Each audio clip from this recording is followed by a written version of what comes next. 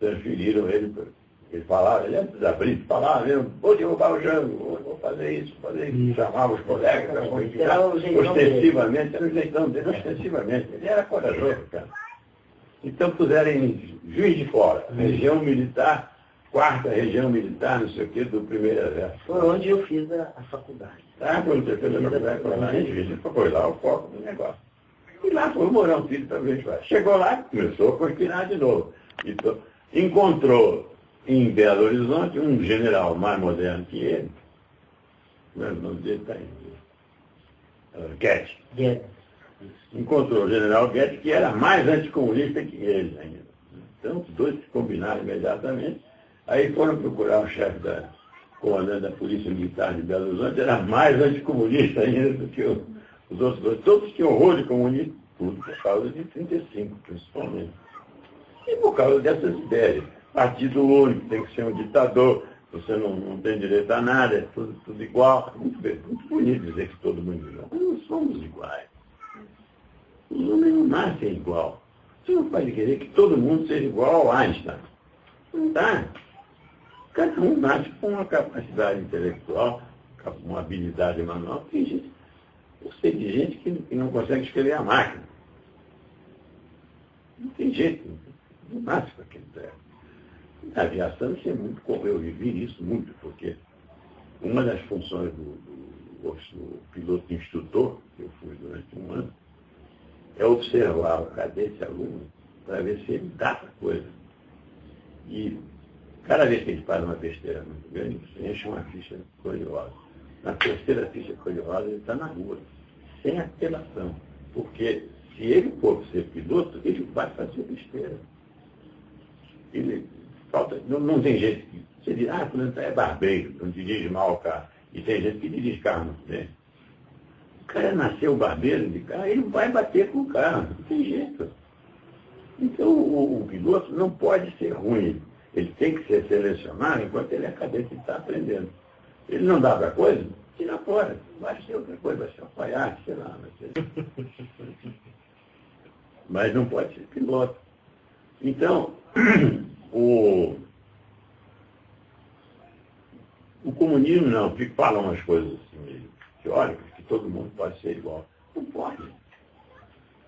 Inclusive, você chega lá na Rússia, tem o chefão, tem o ditador, depois tem todos os generais, aquela escala. Só que, para tapear as coisas, eles chamam de camarada. Camarada, falando tal, camarada general, camarada isso. Mas tem a mesma hierarquia, a mesma predominância dos mais dotados, né? Todos eles.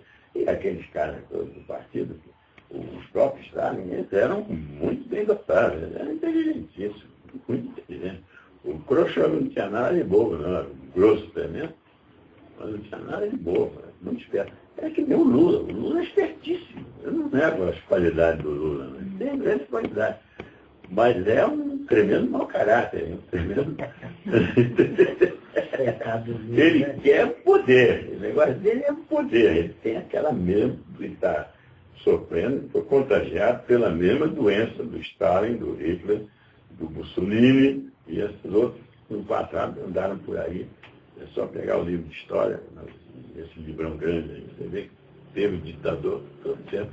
E muitos eram competentes. Pedro Grande, chamado Pedro Terrível da Rússia, olha o nome dele, Pedro Terrível, ele matava a gente a doidar. Foi ele que fez Leningrado, que é uma maravilha, uma obra fantástica. Aqueles faraós do Egito que faziam aquelas pirâmides, tinham comunidades, coisas incríveis, mas às custas de 25 mil mortos por pirâmide, né? Mais ou menos nessa base. Mas isso todo mundo não interessa, tem que fazer. Isso é muito antigo. Vou pegar um outro exemplo aí. Você já ouviu falar no seu... Né? O Vlad... Aquele cara que chupa sangue. Vlad... Conde Drácula. Chamava-se Vlad Drácula. Ele fez um castelo, que é uma maravilha. Ele fez uma fortaleza, tinha lá um condado, que ele era dono daquele próprio. Muito bom, ele era muito competente. E ficou mal afamado, porque quando os russos atacavam ele, eles pegavam os não turcos, Quando ele pegava um soldado turco, ele mandava empalar, enfiava uma vara de pau por baixo pela boca do sujeito. Era a maneira que ele usava para matar os soldados adversários. Você vê que florzinha que ele era. Fez uma obra formidável. Então, você não pode, eu não nego, você não pode negar valor nem ao Hitler. Mas que era um cápula, que era um cara de uma crueldade espantosa, não há menor dúvida, porque ele dava uma matar de gente, foi impressionante. Mesmo aí nos livros. E ele diz isso, ele não esconde de ninguém. Né? Aquele livro Mein Kampf, a minha vida, assim, escreveu. Ele anuncia tudo, a minha luta. Ele anuncia tudo que ele vai fazer e fez. Eu até separei aqui para vocês, se vocês tiverem chance de pegar esse livro. Viagem à Luta Armada, do tal de Carlos Eugênio Paz. Eu ouvi falar, né? Era um dos piores terroristas daqui, desses passanhudos, que mataram a gente. Matou muitos desses 123 caras que eu listo aqui no livro. E ele conta tudo sobre os terroristas. Como é que eles faziam?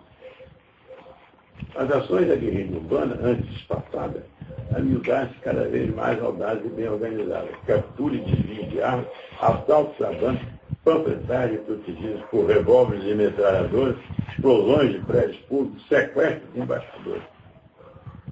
Isso só me diz uma coisa. Onde é que vinham essas armas? E o dinheiro que eles tinham para viver, para comer, para se vestir, para andar, alugar apartamentos, tá? De fora, não. Isso ele não fala.